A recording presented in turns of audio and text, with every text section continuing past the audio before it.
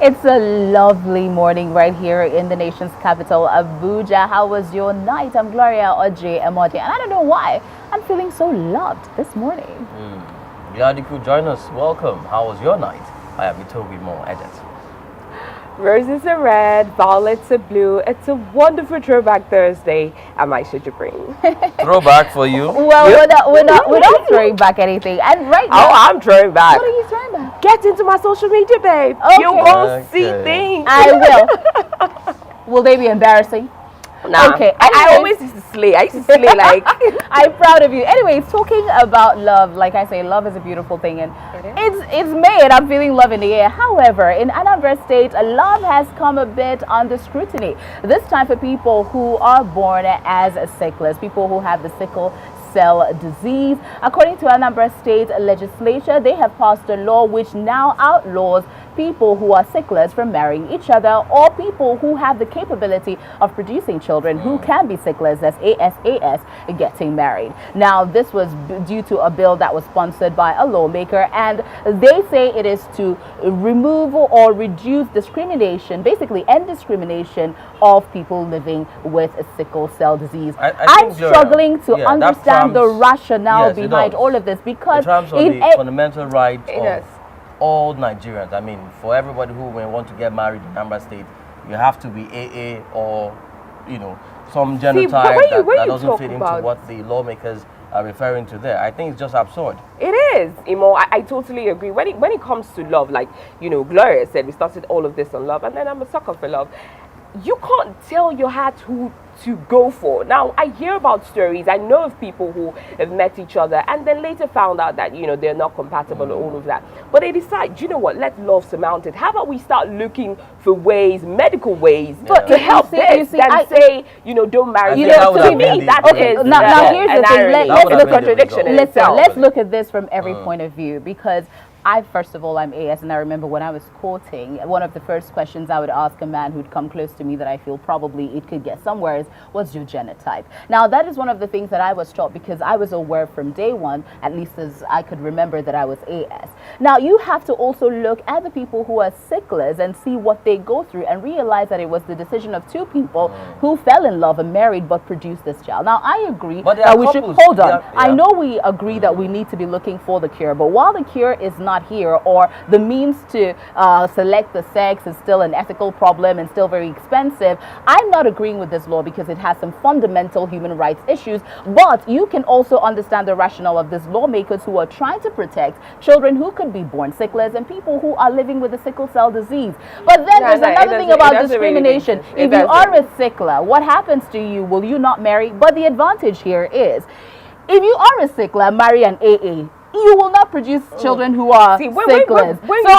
It feels a bit myopic. I don't know who designed this law, but there's a little bit of, except if we haven't seen the whole of it, but there are questions to be answered about this law, and they need to look at it again. I think we haven't heard the final from that bill.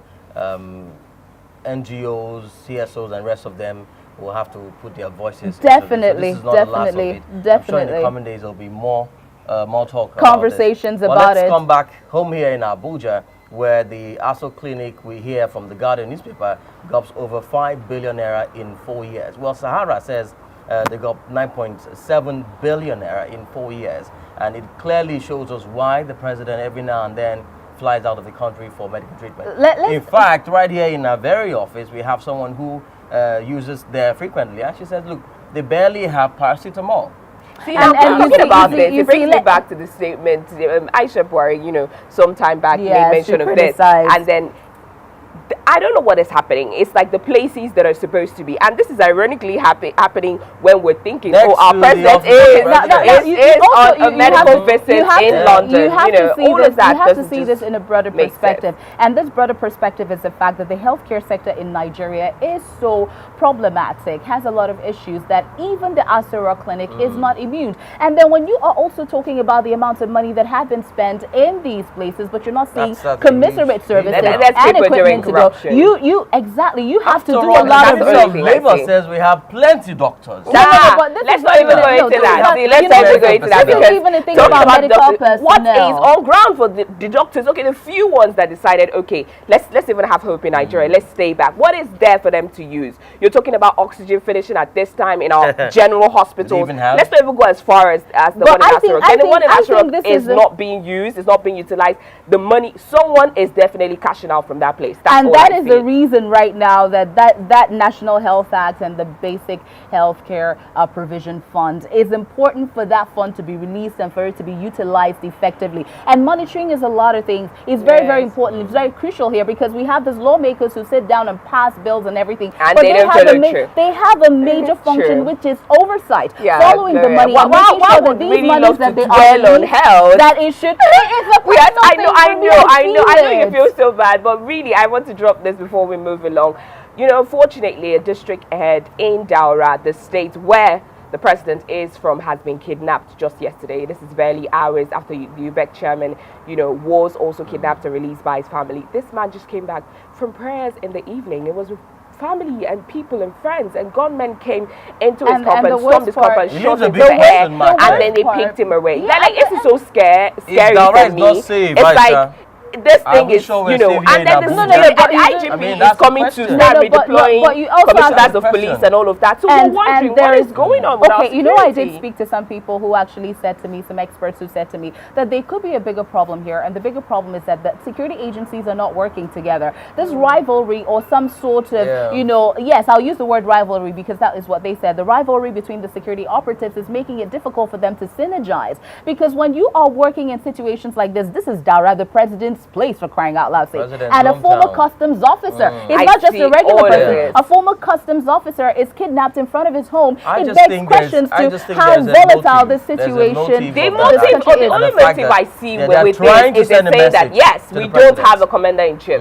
Like, there's nothing that can be done without. Anyways, let's end on a pretty note. My very good friend, I will have to say, Charlie Boy says he's going back. He's going back to music. Now, the interesting thing about it is, I didn't know he quit music at any point. But he's going back to music. Charlie Boy seems to be on his period. The guy just decides he's traveling, he's going to relocate to the east today. But tomorrow he's back in Abuja. You have to understand that Charlie Boy is an entertainer, and he's always going to do whatever it takes to be in the news, to stay relevant. We see you, Charlie Boy. But you know what? Whatever music he's going to come out with, I'm sure a lot of people will be interested to see. They may or may not, but then Charlie Boy will always be in the news, and we love some bit of entertainment based on that. It has been a wonderful one. Like I said, go to my social media and look. Just come and see my throwback pictures. Sweetheart, you advertise, kill you. Anyway, please go to her social media handle and check her out. While you're at it, she ain't got no ring on her hand, so you know what to do. Really? It's so early in the morning. Let's not even go into that. I have given her my blessing. Oh, blessing. Wow,